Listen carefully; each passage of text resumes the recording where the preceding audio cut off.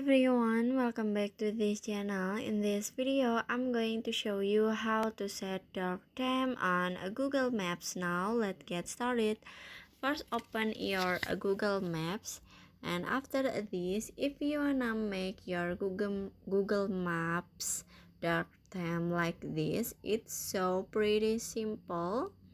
So you just click on the profile icon at the top. Click on it, and after this, in here you just click on the setting, and now you can in here you can click on the theme.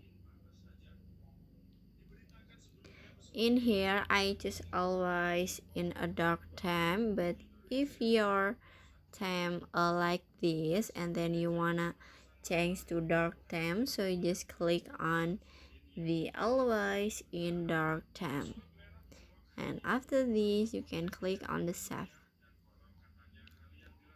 and finish. So that's how to set black dark theme on Google Maps.